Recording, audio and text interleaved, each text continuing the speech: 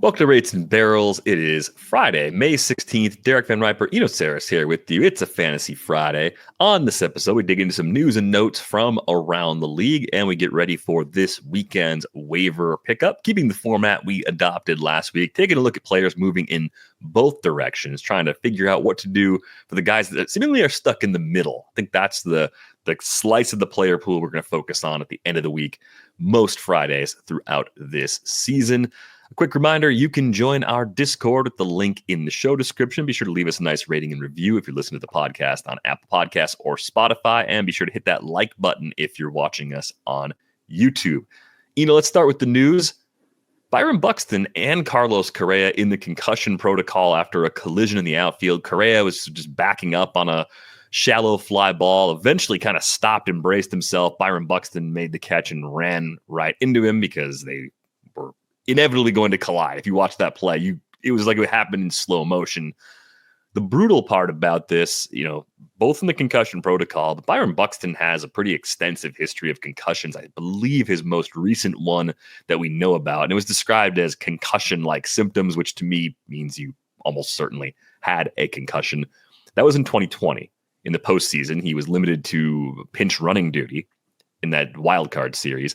But then, if you remember the really scary incident involving Byron Buxton in his Double-A debut, all the way back in 2014, his first game, he was making a diving catch in the outfield and had a really bad collision where the people who were there reported he was unconscious for approximately 10 minutes. That situation, I remember when that happened, because there were so few people covering that game. I believe it was in New Hampshire. Details were super sparse. And the fact that he came away from that with only a concussion, I say that as someone who says a concussion is a mild traumatic brain injury. So there's no real such thing as a mild traumatic brain injury. They're all bad. Like the fact that he didn't suffer like a paralyzing injury in that collision actually is miraculous. All of this is to say, I think Byron Buxton might have the worst injury luck of any player in my lifetime. I cannot remember a guy who's been snake bitten by more unfortunate injuries on top of nagging chronic stuff that most players deal with at some point in their career. So being in the protocol doesn't mean he necessarily has a concussion, but that is obviously the fear. If you watch the video, it absolutely looked like a situation where both of those guys could have suffered one. Yeah, it's just, it makes you almost laugh. It's just, he's having one of the better starts of his career. He seems like who's healthy for a nice long stretch, and then they run into each other. It's just like, what are you gonna do? It's not a collision at a bag with the opposing, like nothing. It's just running into a teammate who's also had some strange. But that's what I'm saying. It's like your two himself. most injury risk guys just running into each other. It's like, I couldn't believe it. I'm like, I'm amazed Royce Lewis also wasn't converted. Right, exactly. Ball, like, because the Twins will figure out to have some way to have like a four-way, collision in the outfield. It's baffling, right? And to your point about Buxton, I mean, having a great start to the season, 10 homers in 41 games, 8 for 8 as a base stealer, still playing great defense in the outfield. We've seen in recent years, the per game production has been excellent. The power has really ticked up and stayed there for several years. This is the 6th season in a row in which Byron Buxton has run a barrel rate of 13% or higher. He's at 16.3%. What's come with that added power is more consistent swing and miss, I think I would say, but you'll take that trade-off every time, right? This is a guy that's proven to be like 30, even 40% better than league average. You look at his WRC plus when he's out there. So just to have that possibility of him having a healthy season where, maybe a healthy season for Byron Buxton is 140 games like he did back in 2017. We saw 102 a year ago.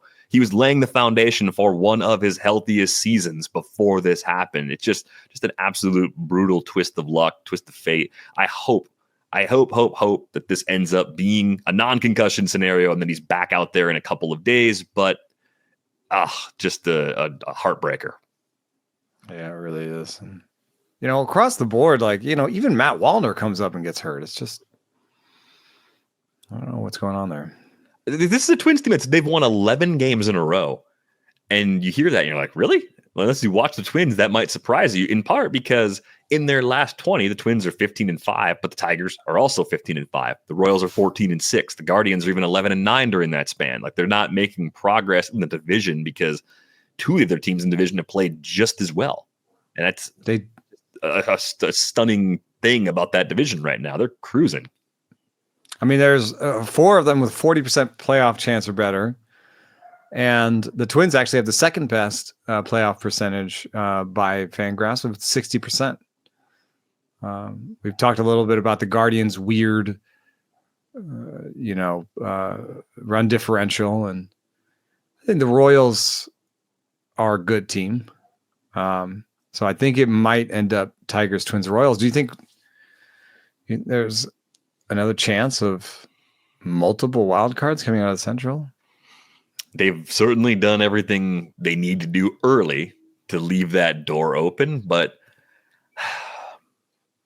I'm still not there yet.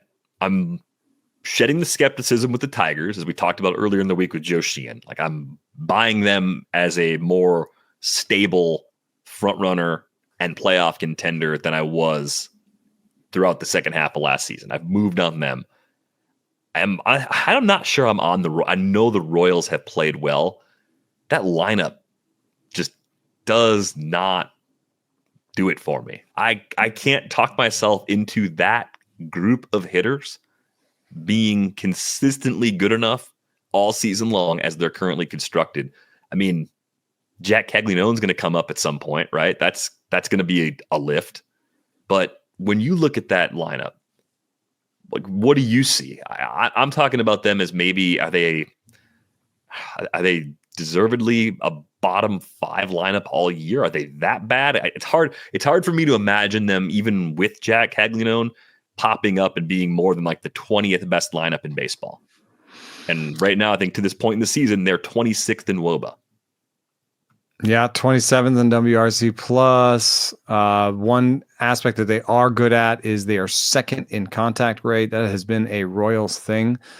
Although I would point out, I think that their park is one of the few parks that decreases strikeout rate in terms of park effects. So that has to be mentioned as part of it. Just the ISO is pretty terrible. Third worst in ISO, backed up by the StatCast stats, in terms of hard hit rate, 23rd in terms of barrel rate. They are 27th. They just don't hit the ball hard. So, having somebody like Caglianone could make a difference. He hits the snot out of the ball, and you give Pasquantino a shot at being a hard hitter. I mean, the hard hit numbers are okay for him. Maikel Garcia is having the breakout that I thought he'd have last year. The hard hit is there again. Is that real? Do you think it's real, or do you think it's mostly what percentage of it is skills gain and sustainable growth, and what percentage of what he's doing right now is first quarter of the season heater? I'm definitely going more than 50% skills gain, because what we've seen is that year-over-year improvement in swing strike rate. And what we saw is that last year he made some improvements. He actually improved his swing strike rate, he improved his strikeout rate, but he took a little step back in hard hit rate. And that was unfortunate because he doesn't lift the ball well. And so he kind of hit the ball softly on the ground, and that didn't turn out to be so good. What he's done this year is he's improved his swing strike rate again. He's improved his strikeout rate again, but he's brought the hard hit back, and he's lifting the ball a little bit more. So again, I get a little bit of a whiff of that, like Luis Garcia, Starlin Castro thing I talk about a lot, which is like, it's catnip for me because it's incremental improvement year over year. And I was just like, oh yeah, this guy's just getting better year over year. But there is a sort of borderline quality to it. Like, even now, a 6.9% barrel rate is just barely above average. The max TV is just barely above average. The hard hit is good, but it's not like real standout. But I think that the real skill here is putting the ball in play, and he's putting the ball in play, and he's not doing it softly.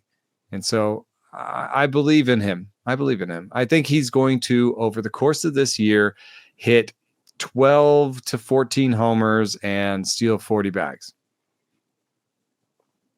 think they'd be really happy with that if that's the outcome. There are some differences in some of the decisions he's making with his swings. Last year, he was hitting the ball outside the strike zone a lot more than he is right now. Now, when he's swinging less overall, but he's making more contact in zone, those seem like the kinds of skills adjustments. I think it's some balance of like maybe 50-50. Like, I don't think he's a superstar. I don't think we're talking 20-40. Like, I think the power is the area where I think we are all reasonably skeptical. 6.9% barrel rate instead of 3.7 and 3.9% the previous 2 seasons. I think when you see these lifting the ball more and consider how much hard contact he makes, you can buy that sort of gain. It's not a ridiculous jump. So, I think I'm buying your power increase, like the amount you suggested, like low to mid teens probably seems like the reasonable ceiling. And I think India will be better going forward. So, that's 5 guys that I think are league average hitters or better, and I think, Sal, Witt, Pasquantino, it's not a middle 3 that would be even top 10 in the big leagues, maybe. I mean, Bobby, I'm not slagging Bobby at all, be clear, but just like the combination of all 3 of those as a core of your lineup is not top 10. Mm-hmm. But it, once you start talking, well, the five is okay. And then you say, well, Cags actually could maybe supplant Sal or supplant Vinny or make it a slugging 4. And then you've got 6 that you kind of believe in. You're reducing the amount of holes you have in the lineup. And then you start talking about how bad is a, Massey, Isbell, bottom of the lineup. It's not Fermin or whatever it is. It's not terrible. There's other teams that do that. So I think they could get out of the bottom 5. I think a Cags actually could be enough. It's not that one player changes everything. It's just that one player makes the slugging part bigger, makes the whole thing longer, and makes it more like a middle of the road lineup. Maybe a top 12 lineup. Oof, if they get the top 12, then they have exceeded my expectations by quite a bit. I do expect Vinny Pasquantino to be better than he's been so far. Sal Perez to be better than he's been so far. Yeah, I think India is a little better than he's played up to this level, but you were right to call out some of the concerns about his power. Leaving Cincinnati, going to Kansas City really kind of lowers that part of his ceiling quite a bit, but maybe he'll contribute more as a base stealer as the season rolls along, gets on base more. Maybe we'll see some part of his game, tick up that way. But I think they're still going to have to make a move or two to bolster this supporting cast if they're going to be a more dangerous playoff team. If they kind of run it back with what they've got, and then Keglione ends up being the main addition to the roster instead of an impact bat at the deadline, then I think they're probably going to get a similar result to what we just saw in 2024. But yeah, the AL Central, America's division. I said top 12, and I'm talking about one bat. It's aggressive, but could they get to close to league average? I think, even one bat plus some of the positive regression, which is just a weird thing, but you know what I mean? Yeah. Positive regression for Sal in India. I think that they and Pasquantino, that like this could be somewhere around league average lineup. Given Sal's age, given India's injury history, I'd be a little more worried about their respective positive regression than I would be about Vinny Pasquantino's. I think of the 3, he's the easiest for me to just say, nah, this is not who he's going to be this year. He will be fine, and that's a guy that I would be trading for in leagues where I'm allowed to do that. Let's get to some other baseball news you should know. We'll move through these relatively quickly. It sounds like Spencer Strider is going to be back during the series against the Nationals. The only question I have for you with Strider is he threw a simulated game this week. The velo is down a little bit. Does that worry you, or do you kind of put that more in the bucket of let's see what happens when he's actually in a game situation, because we know simulated situations are just not the same. The adrenaline's not always there, and it's hard to make a 1-to-1 comparison. Yeah, I would agree that we should give him some slack on this one. And also, given his injury history, does he really want to use his primo bullets in this situation? He just wants to get up there and feel good. Yeah, I would think in this instance, it's just making sure he doesn't tweak anything and letting it rip. Maybe they keep him at 75 or 80 pitches that first start back because he threw 65 pitches in the simulated game. So I think you want to account for that. So other Atlanta-related news, though, Ronald Acuna Jr. currently rehabbing in AAA with the Gwinnett squad. No word yet on the timetable for his return. I did see a note suggesting he may just stay with the other affiliates that are not traveling so he can avoid road games as he continues to make his way back from a second ACL tear. Other news, though, that's interesting, with Spencer Strider coming back, it might cost Grant Holmes his spot in the rotation as AJSmith-Shawver is pitching well. This is according to The Athletic's David O'Brien. Do you think that's a call that they're going to get right? Do you believe in that decision to keep Smith-Shawver in over Grant Holmes if that's what Atlanta chooses to do? Oh, gosh. That's sad for Grant Holmes because, I mean, he's pitching well enough to be a major league starter. Although he's got negative WAR because he's given up a bunch of homers.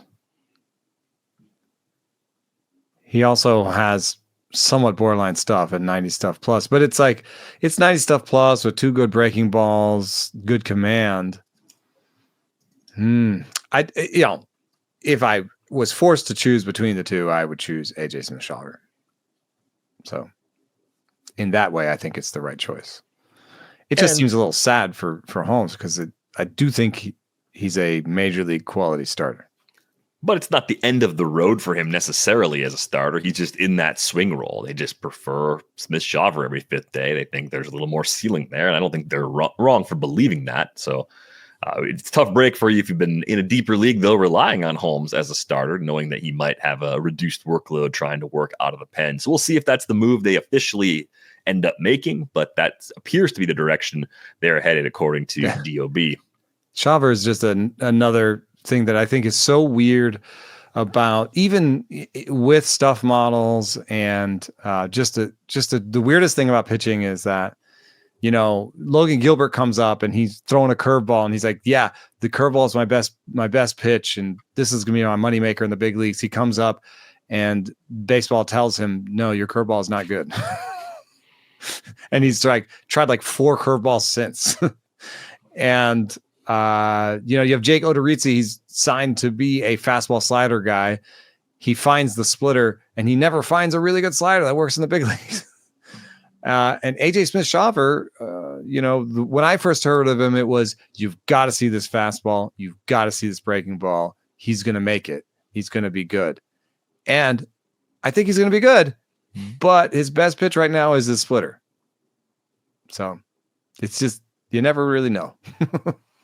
You never really know. And it's just, we have different information now than we used to. I think that's the other part of it that always makes this kind of funny. But I think it also depends on how similar your pitches are to the bulk of the pitches in the big league.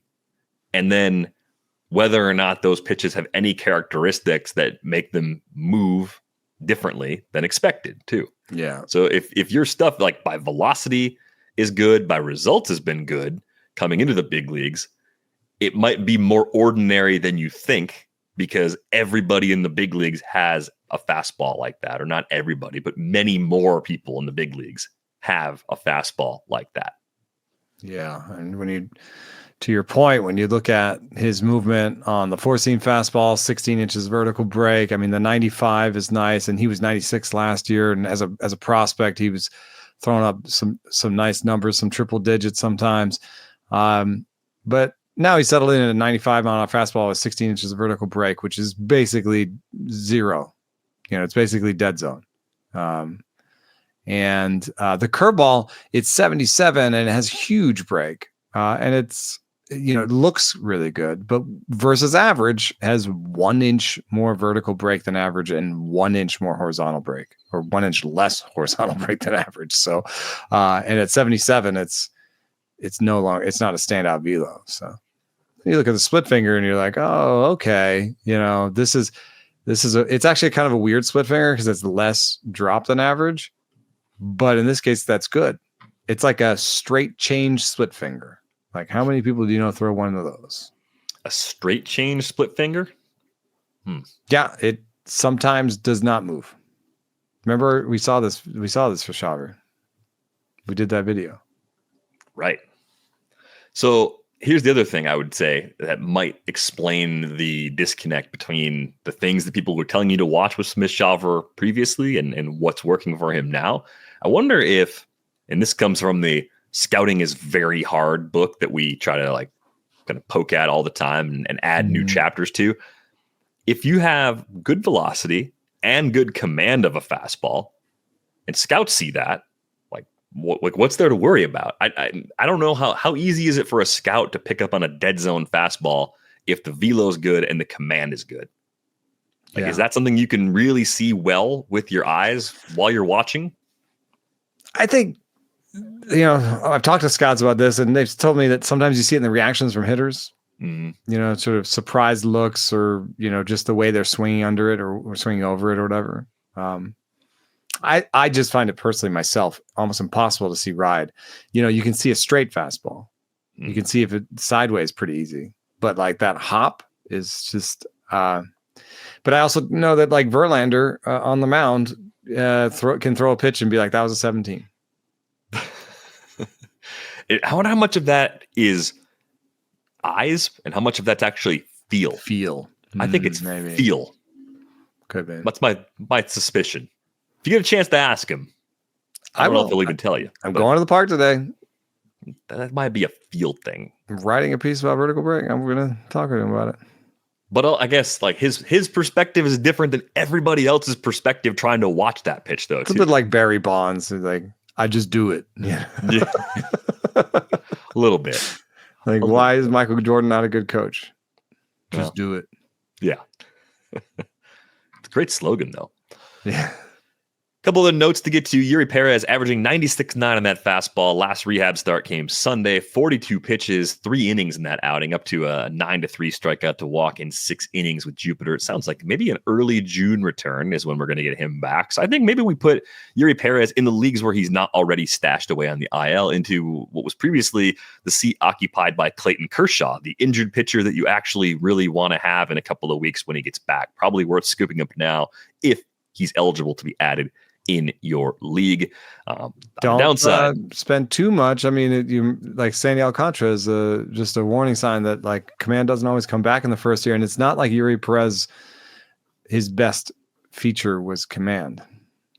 This is true, but I'd like to just look right past the mistakes I made in the last couple of weeks and see if I can be right. If I could steer harder into it and just be right on the other side of it. Like, I was wrong about Sandy, but I ended up being right about Eury Pérez, even though the process was flawed. Just about the same.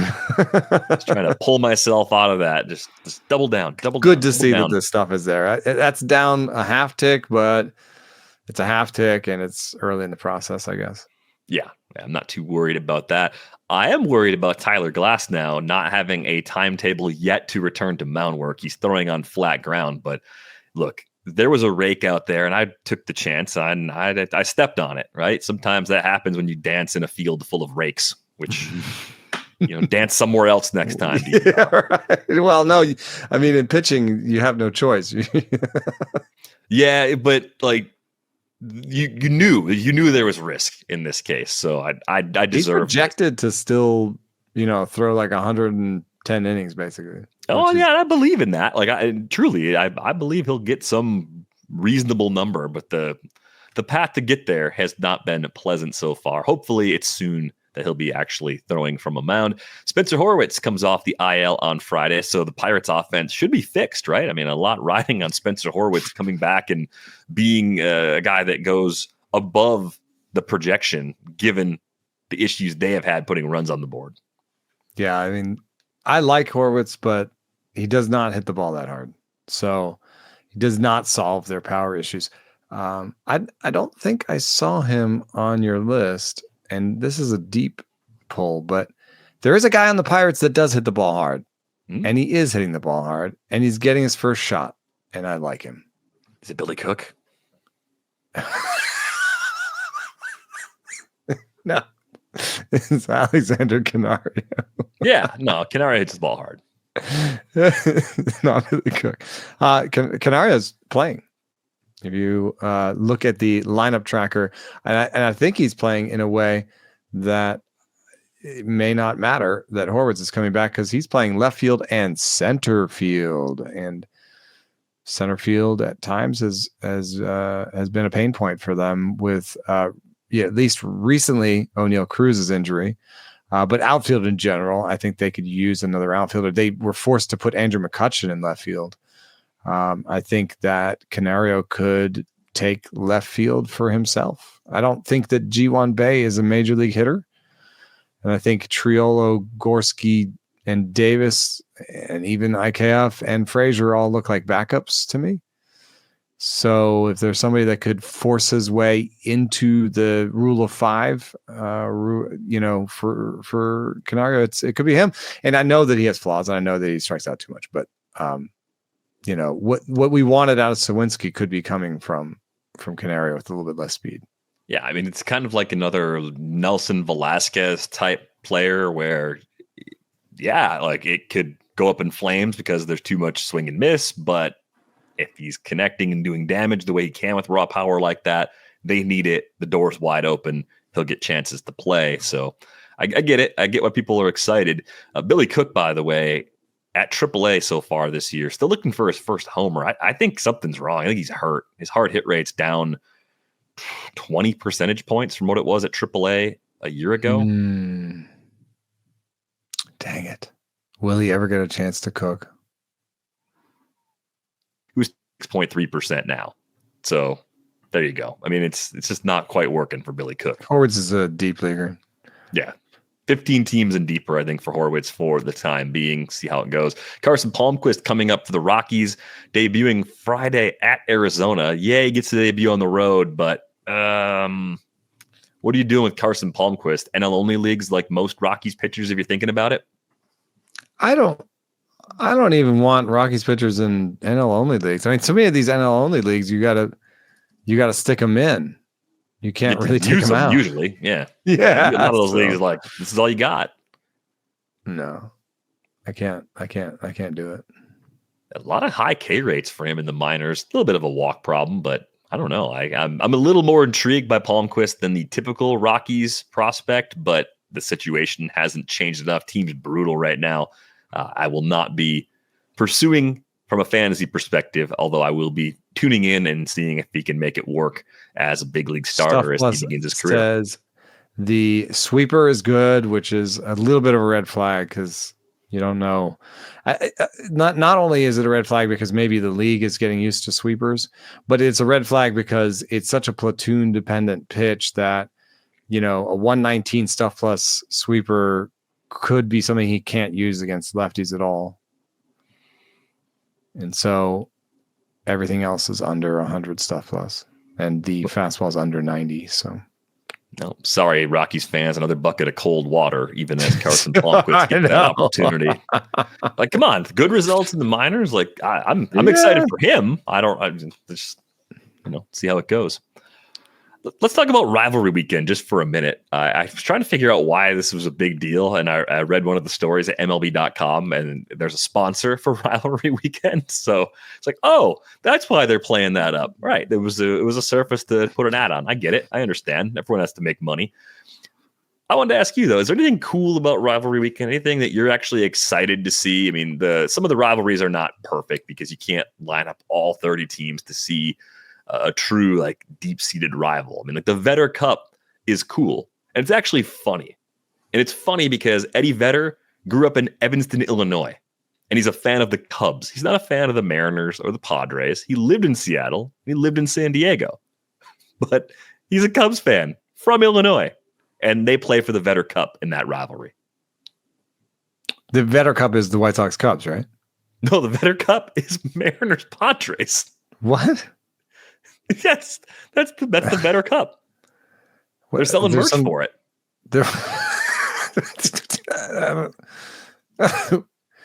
I mean, I think Mariners Padres is funny because they share a complex. Right. Yeah, they share. That's as much of a rivalry as they actually have. Is that they probably hate each other. Their prospects hate each other because they see each other all the time for instructs. Some of these are weird. Like Tigers, Blue Jays, like. This is the fight for, what's that bridge? But that's But it doesn't go to Toronto. It just goes to Windsor. The Windsor Bridge. Oh, yeah, there you go. Also known as the Gordie Howe International Bridge. I think they were tapping into hockey. The original 6 rivalry between the Wings and the Leafs is much stronger than Pistons, Raptors, Lions, Argonauts, or I think Tigers. So Blue Jays. Explain to me, rivalry. Twins, Brewers. Packers, Vikings. Oh. They've been playing interleague, together for a long time. It's become a little bit of a rivalry. And the Brewers used to be in the AL, so some of these are obvious. Some of these, Angels Dodgers is it's one of those geographical things that has never really played out in the actual games. I don't think that there's an actual rivalry between Angels and Dodgers fans or players or whatever. Well, but the Angels are 75 and 73 all time against the Dodgers. There you go. Manufacture it. A lead in the all-time series that could quickly evaporate this weekend. When we have our episode on Monday, do you expect the Angels to still have that lead, or do you think the Dodgers go in there, get that sweep, and flip it? Seems like a sweep. I think the headliner for this is Mets Yankees. Yeah, it's got to be, right? That's the two one. Best teams going at it. This Subway Series, same city, and Soto return, and we're definitely leaning into Mets Yankees in our coverage. So that's why I put up a piece about Juan Soto's bat speed today. It's down, and you can see though that Lindor is on there and Vientos is on there. You can also see that not all these players are struggling. This is the list of biggest bat speed droppers. Naylor's not really struggling. Lindor's actually having one of his better starts to a season. Langoliers is semi breaking out. Willie Damas is struggling, but Elliot Ramos is not that bad. And then Michael Harris is struggling, but I wanted to point out a few things Harris, Ramos, and Soto, and Contreras, and Langoliers to some extent. They lost some bat speed, but they still have good bat speed, right? So that seems not as worrisome as people that are dropping below the line. Then there's also the fact that everybody on this list has a shorter swing right now by swing length. Right. And so that matters. What you'll see is these guys have moved their contact point. They're not getting the ball out as far in front. I think there's been a league-wide emphasis on making contact. And I think that a lot of the league's hitting coaches are talking about going the other way, making contact, good 3-strike, 2-strike approach. And Soto last year pulled the ball at a career high rate. And I think that had something to do with his park. And so now he's in some ways just reverting. It's not necessarily that he's lost 2 miles an hour bat speed. And then if you look at Kyle Bland's swing acceleration app, you'll see that Soto went from 95th percentile in swing acceleration, which accounts for swing length. He went from the 95th to the 90th. It's still a pretty small drop, right? You're not panicking about that. So my conclusion was more that maybe he's not going to hit 40 homers again.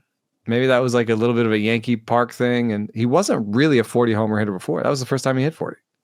Yeah, and just assume. Yeah, he's more of couldn't have been sprayed better. Around. Yeah, the park factor was an issue, and then I think he's just always been a sprayed around 420 OBP guy. It's I do think I do wonder, and I didn't address this in the piece, that you have him for 13 years, and some people brought up Joey Votto in the comments saying Votto did something similar where he was this is my approach and it's going to lead to the best longevity that I can have, because pitches outside the zone are not a place to eat when you're in your 30s, but I do wonder that Votto, some of that denouement was not that attractive.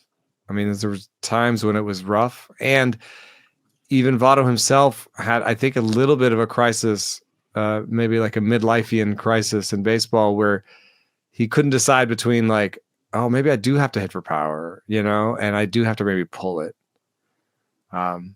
because I don't like if this bat speed keeps dropping, which is what math says it will and what the history says it will, then he won't be hitting the opposite field homers out. And so when does he become a 18 homer, 400 OBP guy? And that matters when that happens, because that batter is still useful and good, but that batter is not worth all that money. No, but that's probably going to happen sometime around 2033. Yeah, I mean, it doesn't seem like it's imminent. Because he's 26 right now. But opposite field power is finicky, I would say. You have to have a certain level of bat speed to do it. So here's my question / pushback. And I think we had this conversation once about Freddie Freeman, wondering how Freddie Freeman was going to age.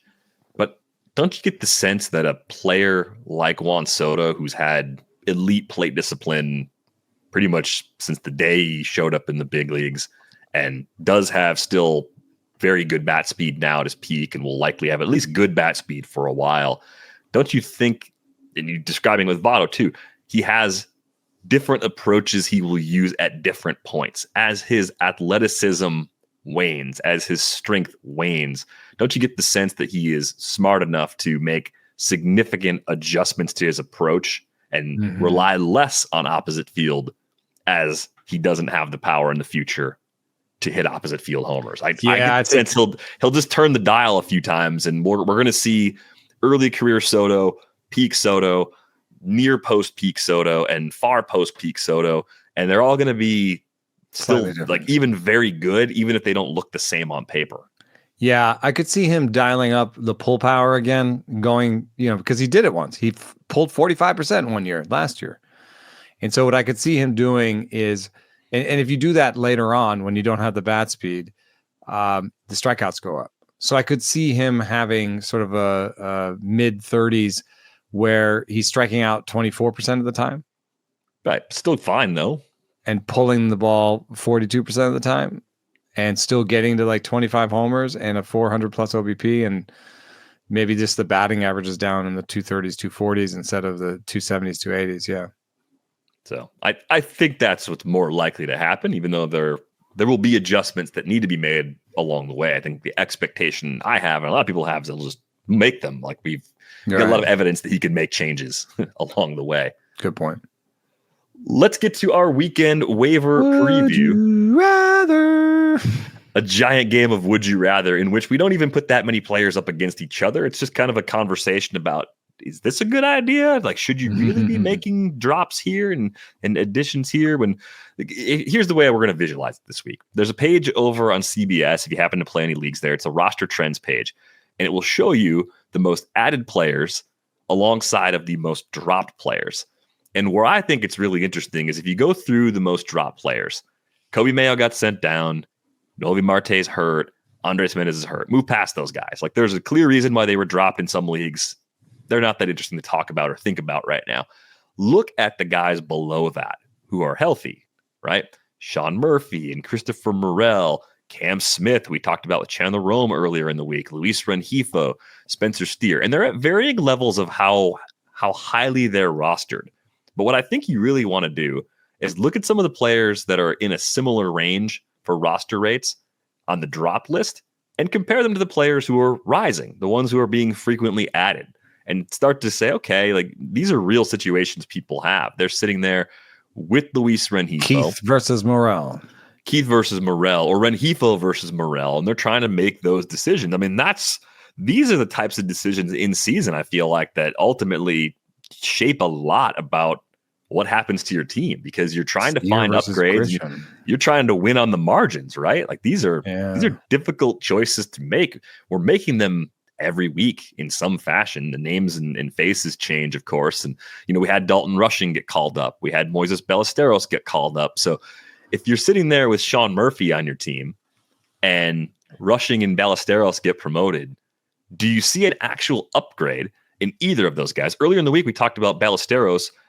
Short term, maybe getting some run because of the Hap injury, but we don't really see how the fit is there with Amaya and Kelly behind the plate. And then once you have Hap come off the IL, Seiya Suzuki's your primary DH. There's just not a spot for him.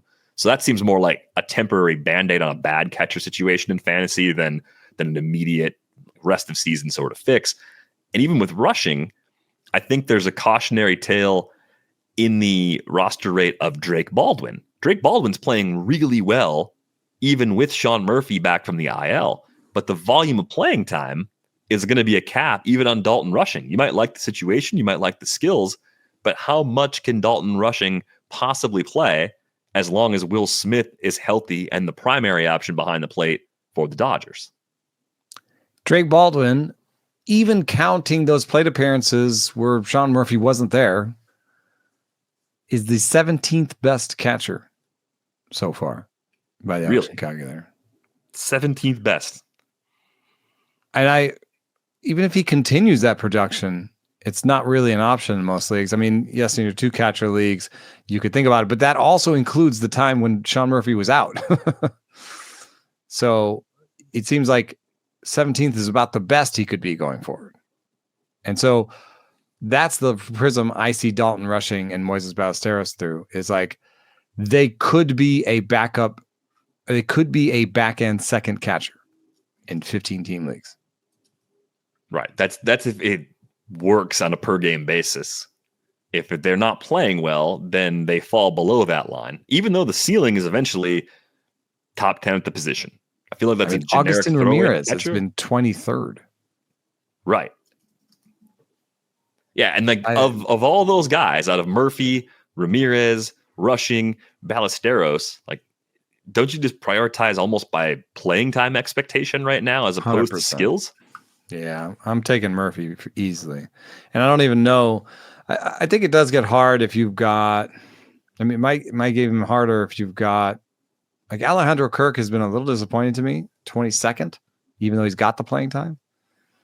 So I guess you could look at Alejandro Kirk versus Drake Baldwin and be like, well, at least Drake Baldwin's going to run into some, you know? I think I'd still keep Kirk. Yeah, the 2 catcher puzzle is always a bit messy, but that's one of the decisions people are going to be thinking about. I think is maybe cutting Sean Murphy for a younger catcher that doesn't play as much. And I don't think I'm on board with that, even though I like the ceiling of both of those players. Let's take a look at some other highly rostered guys that maybe should be more rostered. Out of Josh Smith, who's going to play even more with Corey Seager down, Jonathan Aranda, Josh Lowe, who just came off the IL, Spencer Steer, and Ceddanne Rafaela. They're not 100% owned. They're all kind of under 80%. I think Rafaela is the low of the group at 61%. Who deserves to be aggressively added even in shallow leagues out of that group? Is it clearly Josh Lowe? Do you expect him to be a near everyday guy again for the Rays now that he's healthy? Yes. I want Josh Lowe. And if it's a would you rather, Lowe versus Spencer Steer, who do you like better for the rest of this season?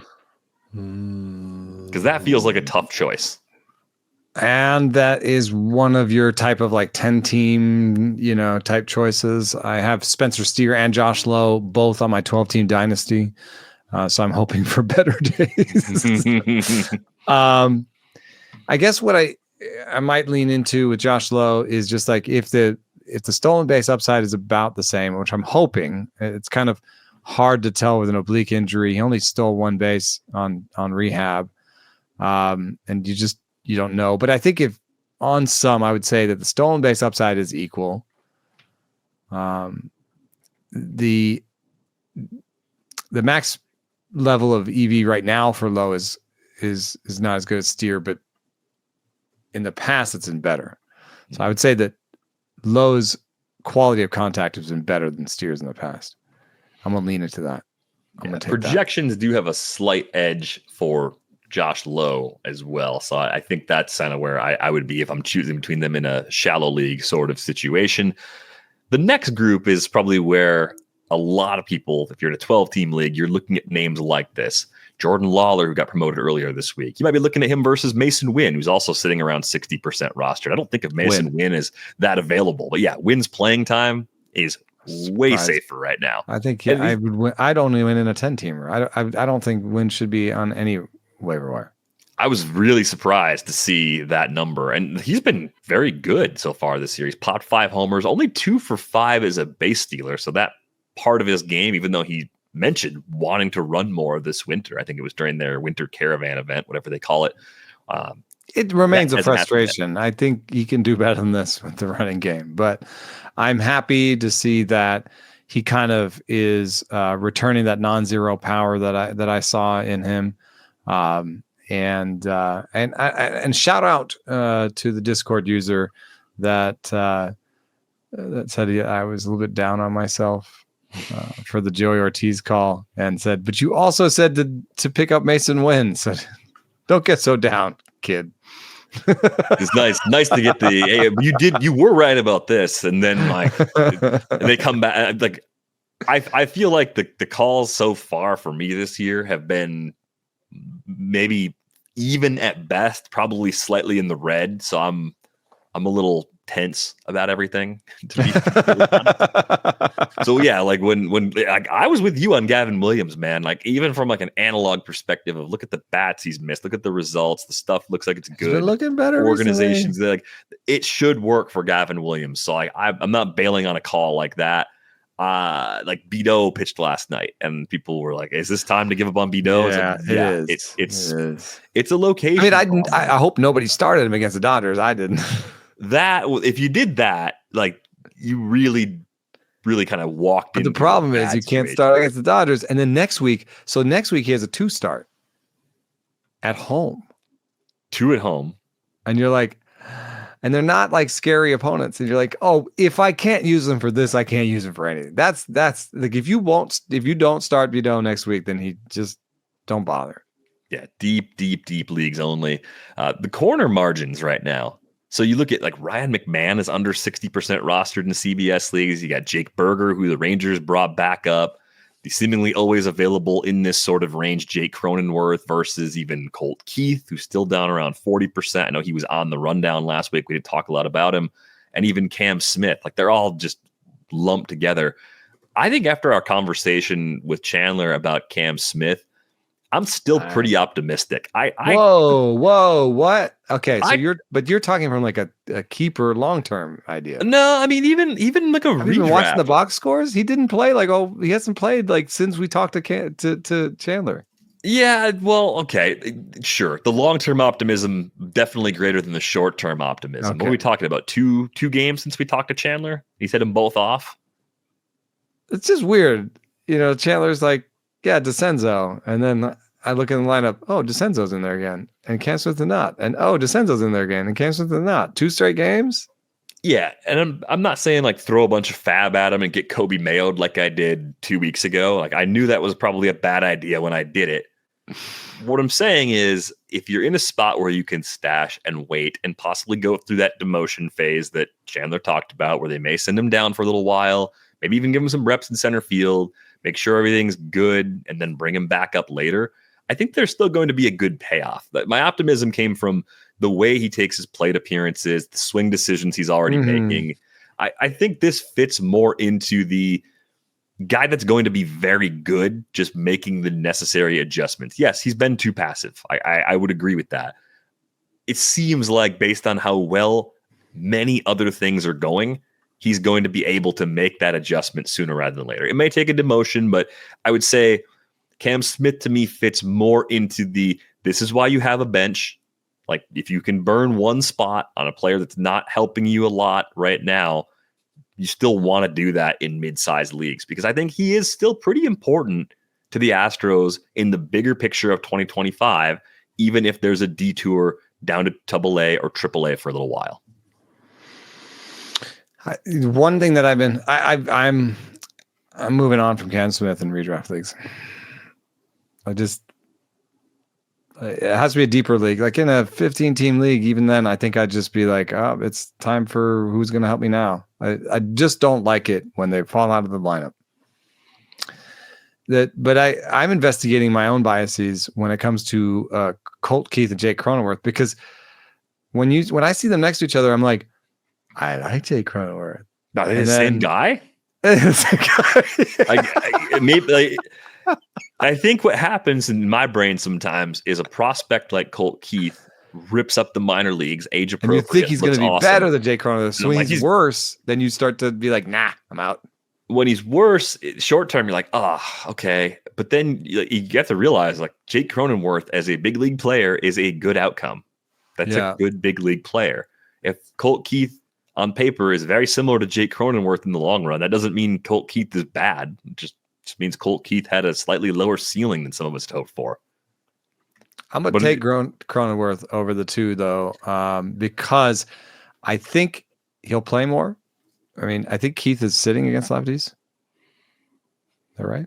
He still sits against at least some lefties. I don't know if it's all. I'm going to pull up my, would you call it the one day? My magic lineup page or something? You're making fun of me for. No, and I love it now. If I was making fun of you, I'm wrong. I made fun of my wife for getting a cell phone in college. You people that reach you all the time? Yeah. Call anybody you want, text anybody you want, make plans. In defense, I was like, who do you want to talk to people on the phone a lot? And that's not what cell phones are now. No, they've changed. The device has changed a little bit. I mean, okay, I'll give you. You're a couple years older than me, so even my first phone wasn't an iPhone. It was a flip phone. It was garbage. You mostly talked on it. You occasionally texted on it. Against a righty and played against a lefty and sat against a lefty, the two lefties before that. And he's DHing some. It's a little bit inconsistent. I'm just taking Jay Cronenworth because he also is hitting the ball harder and pulling the ball more. And I always have this idea that Jake Cronenworth could pull the ball more and have more power. And he's stolen a base. Like, Keith's next stolen base will be his first of the season. So when you want to put in your head, like, oh, these guys are both 250, 18-5 guys. Well, the guy who's more likely to get to the 5 is the guy who's at least stolen one base. Not for nothing, but I think your feelings about Cam Smith are similar to my feelings about Evan Carter because of the injury factor. Even though he's getting the run right now, I still think we have to wait for that payoff a little bit. And I find the waiting for someone who wasn't healthy to get right to be more frustrating than waiting for a minor league demotion. Like, because the injury is more of an unknown. Like, maybe you can watch the underlying numbers, the quality of contact. You'll see some indicators like starting to trend in the right direction. But like a 28% hard hit rate for Evan Carter does not suggest that he's fully healthy. Right. And I think he could be healthy later this year or next year and still be really good. He's really young, but I don't know, man. And it's like a back thing where we just don't really have insight to how much pain he has on a daily basis, how it's affecting him. Yeah. How about this? Would you rather? Would you rather, if you're looking for middle infield help, roster Trey Sweeney or Gabriel Arias and just set it and forget it for a while? Who do you think the better player from a fantasy perspective is going to be? Arias? Is it Arias or Arias? Arias? Gabriel Arias. He has the better batted ball quality. 112 max EV to Trey Sweeney's 110.8. Arias also has, I'm scanning over here. Where's that barrel rate? 9%, Sweeney 6.6%. But the big number for me is Sweeney 22% strikeout rate, Arias 27. Okay, Arias. He's got the shortstop job. They pretty much stopped playing Brian Rocchio. Was it last week? They demoted him. Him. They switched it and they look back. Arias and Sweeney, I think, are underrated options. And one thing that's interesting, though, is that Arias has multiple position eligibility.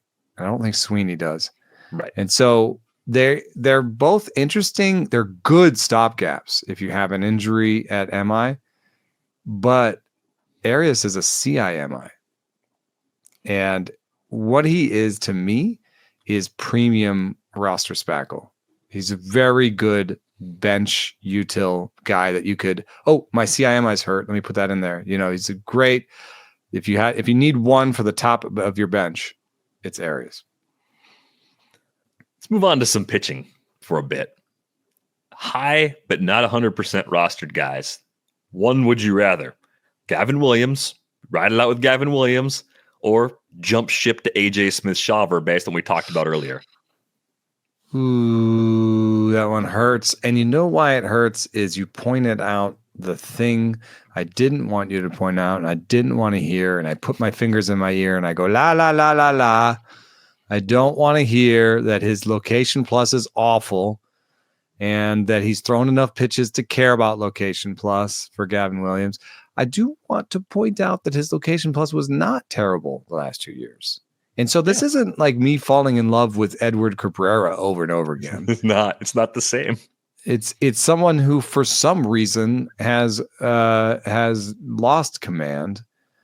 I wonder if it's a little bit like the Tristan McKenzie thing where it's like either I can have a little bit worse fastball and more command or I can have a better fastball and no command. There's a 1 game 55 location plus on Williams ledger in Toronto that I think is making the number seem worse. He's had 3 games in the 90s or 100s. I'm going to take Williams. I might regret this. It was an opportunity to jump off the train if you wanted to. And I just felt like it had to be out there. But yeah, you see guys like Sagano, Andrew Abbott. I'd rather have either one of Williams or Smith-Shawver over both of them. I like Sagano more than Abbott because of the park. If you have to make that choice, the mystery of Andrew Abbott will befuddle me for years. I'm not going to flip on it and then get crushed with a 6.50 ERA. What we've seen from Abbott seems to pitch well early in the year, and then the weather warms up and things start to unravel. And we're getting to that point. It's starting to get warm. You don't need your fancy stats with Sugano to realize that something's amiss with a 13.9% strikeout rate. You want to be careful with that. Throw them at your own peril. I think there's a couple guys in the under 60% bin. Clayton Kershaw returns this weekend. Ryan Weathers is back. You get Colin Ray, Eric Fetty are in that group. They're more just like on again, off again streamer types, I think, where you're just looking at matchups. And if, in the case of Ray, looking at what the wind is doing, if it's a day-to-day sort of thing where you can make moves the morning of. But Kershaw versus Weathers in situations where both might be available. Who do you like better the rest of the way? I'm going to take Weathers, 97. Whoa. Weathers, I never thought. I mean, like Kershaw keeps getting older. It's like, can I take something that like the box that has something known, a little bit more known in it versus the box that's completely unknown? Like just in terms of fastball velo, I think Ryan Weathers is hitting 97 with one of his better shapes ever, and Kershaw might come out throwing 87. A complete unknown too. So Timothy Chalamet plays Clayton Kershaw coming off of an injury in 2025. I'm taking Weathers. And there is a name we haven't said yet that I'm taking right after Weathers. Who's that? Will Warren. Will Warren. Okay. I'm Will Warren pilled. I did an episode of The Craft with Nick Pollock last week, this week actually, where we watched Will Warren's versus Luis Castillo start and basically announced over it and talked about it. And Will Warren was bending everything everywhere. The other thing that I liked that he did in that start was he really used his curveball. He used his curveball more than he had all year. Stuff Plus says he should be doing that. And that allowed him to dial down the fastball usage. So in that game, 25% fastballs for Will Warren, 20% sinkers, 29% sliders, 14% curveballs, 13% changeups. I like that. He nibbled a little bit, and he may just have to be a nibbler. He may have a sort of Clark Schmidtian up and down in his career. But then you look over at K-BB, 28% strikeout rate, 9.5% walk rate. That's an above average K-BB. Sierra 3.47 for Will Warren. There's a lot of good indicators on here. Now I know, maybe he goes home in his next start, and that's not a great start for him.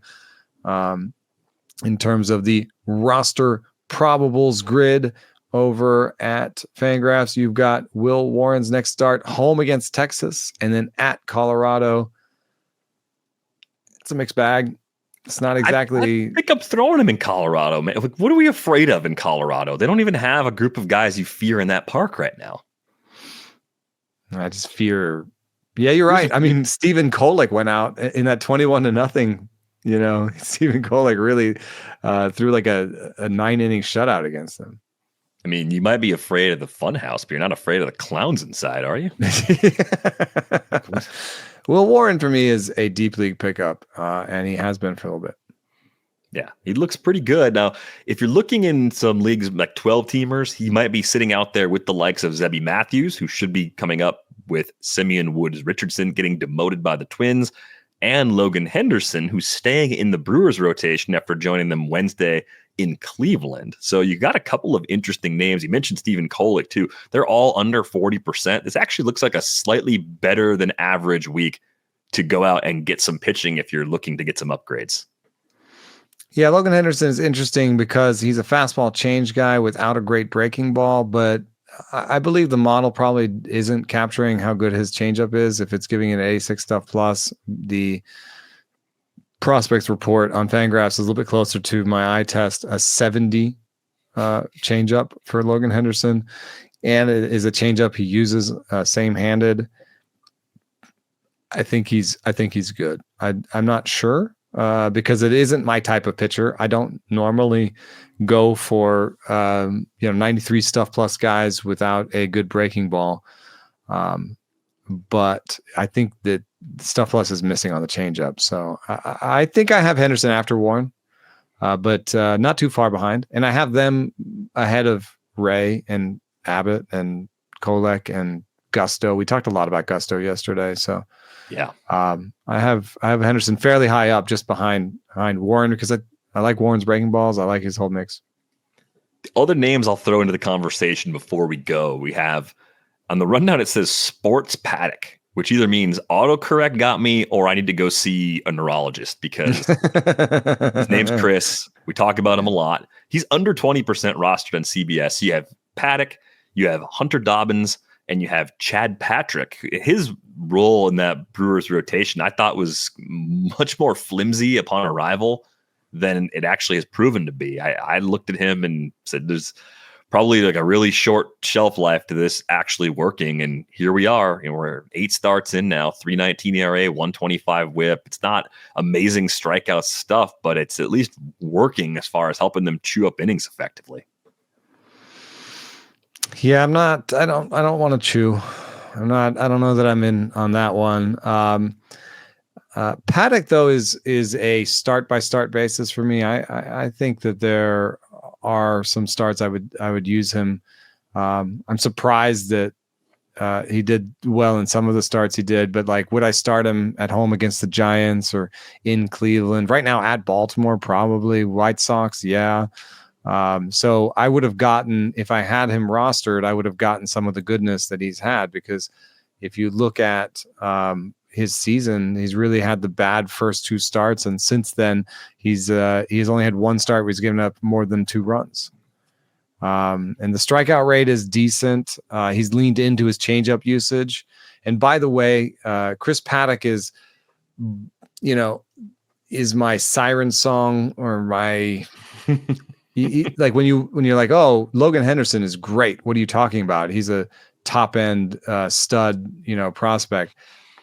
I would respond with Chris Paddock, because Chris Paddock came up and blew the doors off the league and made me fall in love with him. And he had a 93-mile-an-hour fastball without a good breaking ball, and a changeup he could use against both sides, a changeup he had great feel on, a changeup that maybe the stuff models didn't really capture. And Chris Paddock has had Chris Paddock's career since then. So Logan Henderson to me is not anywhere near as exciting as the Bubba Chandlers of the world. Yeah, there's a huge gap between Chandler types and Henderson types. And I think maybe you're right to call out the Paddock comparison. Just like thinking about how good he was to start his career. That's fair. With Henderson, we'll see what else shows up as far as the arsenal goes. But yeah, it seems like the changeup is going to be the main thing that he's going to use really for swings and misses, for everything. It's going to be a big part of his success. There's one last name on the hitting side that we didn't talk about with Chandler Rome. We didn't talk about him earlier. I'm wondering what your explanation is for this player. Shea Whitcomb. Like, if they're going to send Cam Smith down, Whitcomb's maybe one of the guys they could bring up onto the roster and play if they open up a spot. continues to hit for power at AAA. Last year in 108 games at AAA, 25 homers, 26 steals with a 19.8% strikeout rate. He was 25, so he's old for the level, right? I get it. What's going on with Shea Whitcomb? I don't think he didn't come up in our conversation with Chandler, right? Am I misremembering that conversation, or like did we just not even bring him up as someone that is kind of interesting if he ever gets the chance?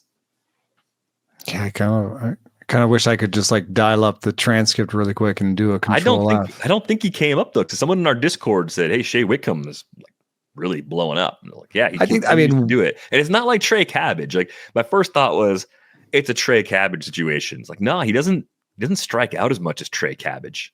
And even the swing strike rate, he doesn't suggest that he'll blow up. And then even last year when he wasn't great, he was still making contact. And the hard hit and the max EV are decent. One thing you just have to remember with Shea is he's 26. And so when you look at like a 143 WRC plus, I believe, wasn't it something like 20 points per year? Remember we had that whole... Yeah, right. If you're young for the level, you get a boost. But if you're old for the level, that's going to work. I think he's at least a year older than AAA average. So it's more like a 120 WRC plus. And then you look back at his first shot at AAA in 2023, and he had 73 WRC plus. So there's something, maybe there's something a little bit soft about this. Like the strikeout rate was way worse in the low minors. Has he really figured something out, or is that going to come back? That might be the risk. In terms of what I think that will happen with the Astros, I think this is exactly what will happen. I think they will demote Can Smith and they will call up Shea Whitcomb. Well, at least you got a player to be excited about as a bridge player. And if it works, maybe you get something a little more than a bridge player. I want to see what he does. He's played a bunch of different spots at AAA this year. Whitcomb has played, 7 games at third. He's played 10 at first. He's played 3 at short. Couldn't he take Brendan Rodgers' job at second base? 18 in the corner. I mean, if they're playing him all those other spots at AAA, you'd at least think second base could be on the table. He played there last year. It looks like 18 games he played at AAA. And Rodgers is a little bit past the, like, we're evaluating him. I mean, he's 28 years old. You've given him 97 plate appearances.